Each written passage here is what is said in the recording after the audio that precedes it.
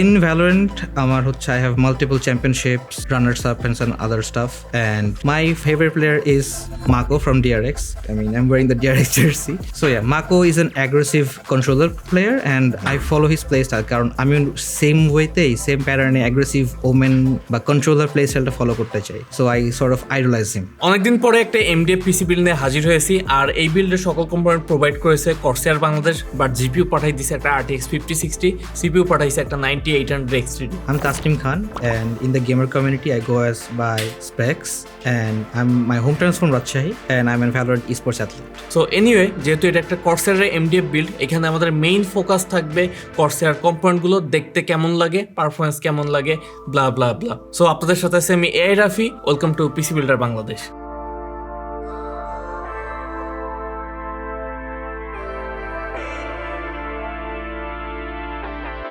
ভিডিওটা যেহেতু পিসিবিতে হবে, সেহেতু কর্সারও বুঝে গেছে যে এখানে যদি আমি AMD CPU না দেই তাইলে হয়তো বা ভিডিও নাও পাইতে পারি। এই জন্য তারা সিপিইউ হিসেবে পাঠিয়েছে Ryzen 7 9800 XT, যেটা এই মুহূর্তের একদম ফাস্টেস্ট গেমিং চিপ মার্কেটে অ্যাভেলেবল। আর এর তেমন কোনো কম্পিউটার নেই ইন্টেলের তরফ থেকে।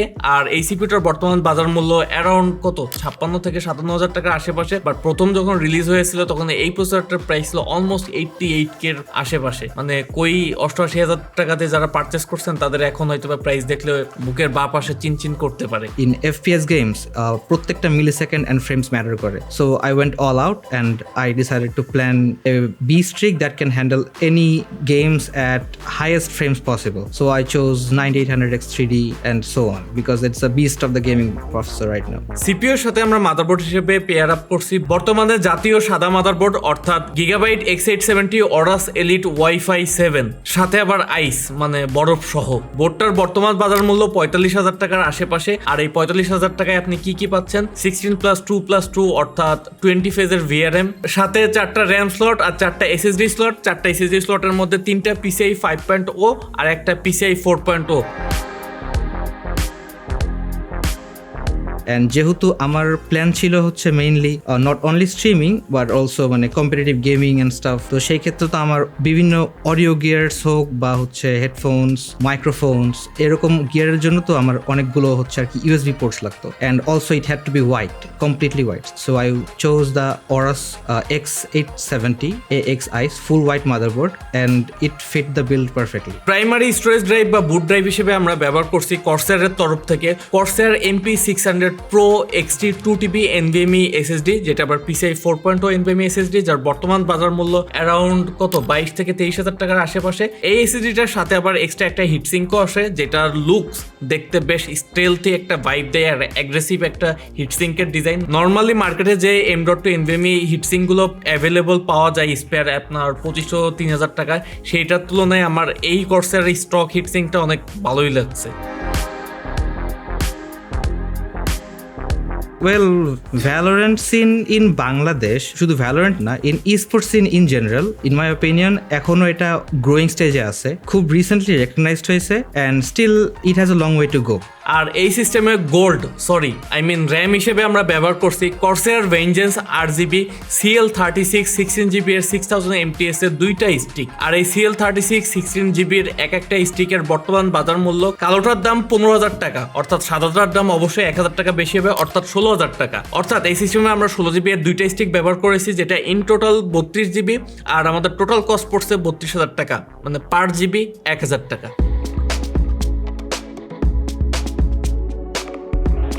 Whatever components you're getting, make sure you're getting the authentic components and also make sure you're getting proper products from the brands. কারণ nowadays অনেক counterfeit products আছে, অনেকগুলো প্রোডাক্ট আছে যেগুলোতে বিভিন্ন রকম ইস্যুস হয়। I'm not gonna say them specifically, but অনেক প্রোডাক্টে অনেক কিছু ইস্যুস হয়। So আমি আমার কম্পোনেন্ট যেভাবে রিলায়েবলি চুজ করছি, I saw reviews on Reddit and stuff, did a lot of research. I would suggest everyone যে হচ্ছে যার তার কথা না শুনে like do your own research and build your own PC. আর এই ফুল সিস্টেমটা সিস্টেমটাকে আমরা মাউন্ট করছি কর্সারেরই একটি সাদা কেস, কর্সার ফ্রেম 4000D RS কেসটার বর্তমান বাজার মূল্য 9000 টাকার আশেপাশে। পার্সোনালি কর্সার ফ্রেম সিরিজের মধ্যে যতগুলো কেস আছে সেগুলোর মধ্যে আমার সব থেকে ফেভারিট যে কেসটা সেটা হলো কর্সার ফ্রেম 5000D, বাট ওই কেসটাই বাংলাদেশে আনে নাই। ও সরি, এখন মাত্র চেক করে দেখলাম যে আনছে। যাই হোক, এমনিও কেনার টাকা নেই, এমনি বললাম আর কি। পার্সোনাল পছন্দ তো থাকতেই পারে, কিনতে পারি বা না পারি।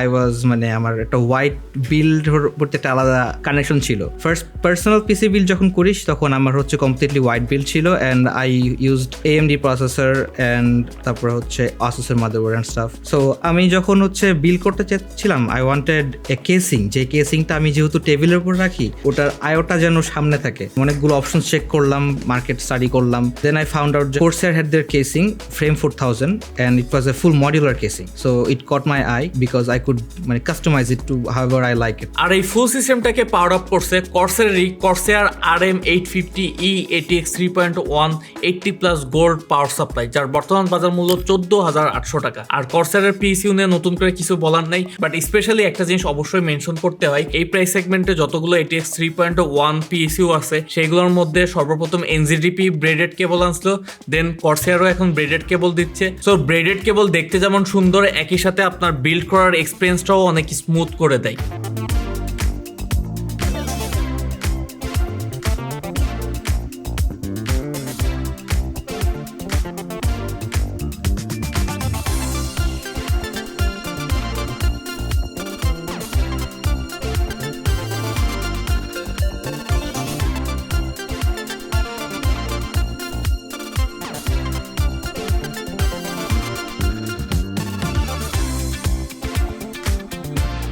আর 9800 X3D সিপিইউটাকে কুল রাখার জন্য আমরা কুলার হিসেবে ব্যবহার করছি কর্সারের তরফ থেকে Corsair Nautilus 360 RD ARGB liquid কুলারটা, যার বর্তমান বাজার মূল্য 12000 টাকার আশেপাশে। এখন অনেকে বলবেন যে ভাই এত সুন্দর একটা বিল্ডে একটা ডিসপ্লে কুলার হইলে কেমন হইতো? হ্যাঁ, অবশ্যই করা যাবে। কর্সারের যে নটিলাস লাইন আপের AIO কুলারগুলো আছে এগুলোর যে পাম্পের হেড এটা আপনি চাইলে সোয়াপ করতে পারবেন। সো আমরা যেটা করছি এটার ARGB হেডটাকে সোয়াপ করে একটা LCD মডিউল অ্যাড করে দিছি, যেটা আবার কর্সারই মার্কেটে 3500 টাকায় সেল করে থাকে।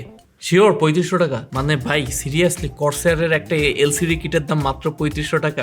আমি তো প্রথমে ভাবছিলাম যে এটার দাম মিনিমাম 10,000 টাকা হবে। তাদের আরো একটা IQ এলসিডি কিট আছে যেটার দাম আবার 9800 টাকার মতো।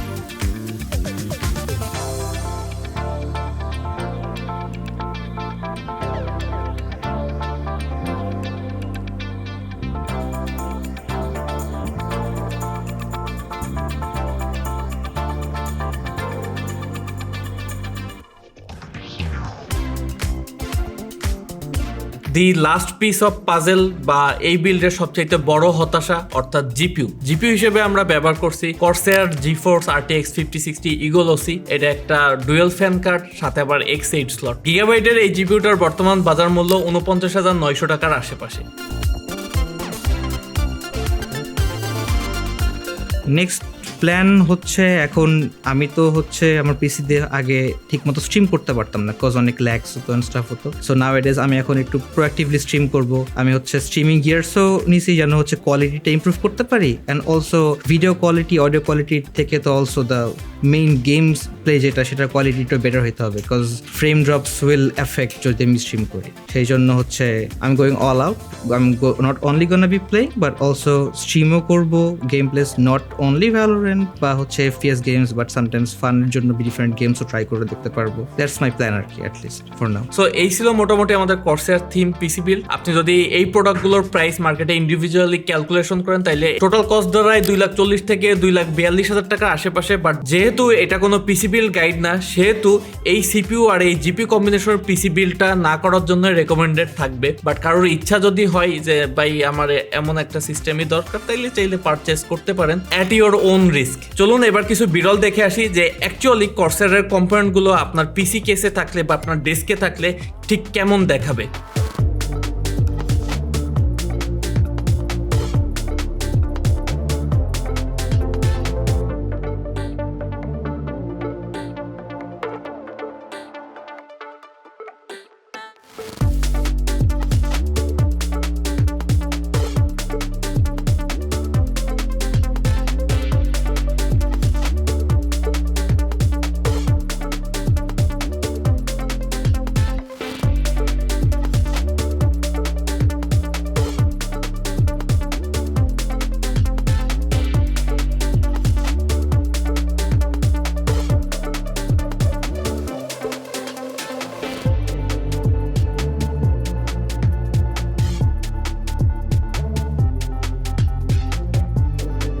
Cinebench R23-তে সিঙ্গেল করে আমাদের সিস্টেমটি 2054 ও মাল্টি করে 15,500-এর বেশি স্কোর করেছে। সিঙ্গেল কোরের স্কোরটি মোটামুটি স্বাভাবিক বলা গেলেও মাল্টি কোরের এই রেজাল্ট বেশ হতাশাজনক ও সন্দেহজনক, কারণ গড়ে 9800 XTD-র মাল্টি কোর স্কোর 22,000 থেকে 24,000 রেঞ্জে হয়ে থাকে, যার ধারের কাছেও এই প্রসেসরটি যেতে পারেনি। টেস্টিং এর সময় থার্মাল পারফরমেন্স ও যথেষ্ট ইমপ্রেসিভ ছিল। পিক টেম্পারেচার ছিল মাত্র 63 ডিগ্রি সেলসিয়াস পর্যন্ত। একই অবস্থা দেখা যায় Geekbench 6-এও।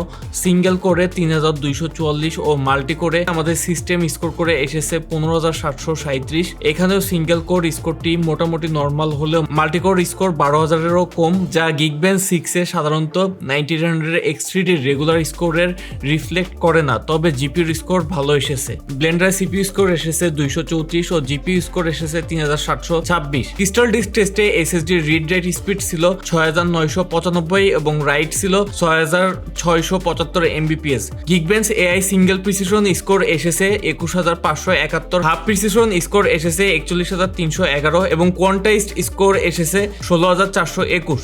আমাদের সদ্যপ্রাপ্ত UL Procyon দিয়ে AI টেক্সট জেনারেশন ছিল PHI 3.5 mini direct ML model. এতে টোকেন পার সেকেন্ড ছিল 100, ওভারঅল স্কোর ছিল 2784 এবং এতে ফার্স্ট টোকেন জেনারেটে হতে সময় লেগেছে 0.332 সেকেন্ড। নেক্সট AI টেক্সট জেনারেশনে ছিল মিস্ট্রাল ডাইরেক্ট ML মডেল। এতে টোকেন পার সেকেন্ড ছিল 79, ওভারঅল স্কোর ছিল 2634 এবং এতে ফার্স্ট টোকেন জেনারেট হতে সময় লেগেছে 0.522 second. Llama 3 direct ML model. এতে টোকেন পার সেকেন্ড ছিল 51, ওভারঅল স্কোর ছিল 1825 এবং এতে ফার্স্ট টোকেন জেনারেট হতে সময় লেগেছে 0.626 সেকেন্ড। সবশেষ স্টেবল ডিফিউশন 1.5E তে 512x512 AI ইমেজ জেনারেশন করে দেখা হয়েছে। Overall all speed 3.479, overall score এসেছে 1796, সময় লেগেছে 55.66 সেকেন্ড। এই টেস্টে বোঝা যাচ্ছে যে ছোটখাটো AI মডেল রান করতে পারবেন আপনি।